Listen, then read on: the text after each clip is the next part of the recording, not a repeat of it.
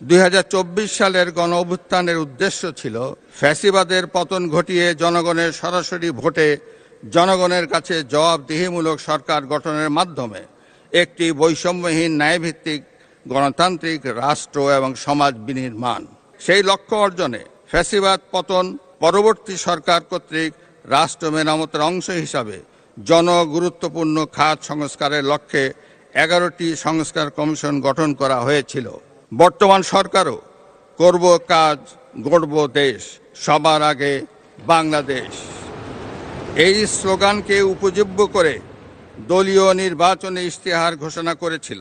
ইশতেহারে রাষ্ট্র ব্যবস্থার সংস্কারের গণতন্ত্র, জবাবদিহিতা ও সুশাসন এই 3টি বিষয়কে অগ্রাধিকার দেওয়া হয়েছে। তবে সরকারের সকল পরিকল্পনা বাস্তবায়নের জন্য প্রয়োজন কঠোর হস্তে দুর্নীতি নিয়ন্ত্রণ এবং আইন শৃঙ্খলা পরিস্থিতির উন্নয়ন। এই 2টি বিষয় নিয়ন্ত্রণে বর্তমান সরকার দৃঢ়তার সঙ্গে কাজ করছে। দেশে দুর্নীতি নিয়ন্ত্রণে বিএনপি সরকারের ট্র্যাক রেকর্ড রয়েছে। তৎকালীন আওয়ামী লীগ সরকারের বাংলাদেশকে দুর্নীতিতে চ্যাম্পিয়ন বানিয়ে 2001 সালের জুন মাসে ক্ষমতা থেকে বিদায় নিয়েছিল। 2001 সালের অক্টোবর মাসে পূর্ববর্তী সরকারের রেখে যাওয়া দুর্নীতিতে চ্যাম্পিয়ন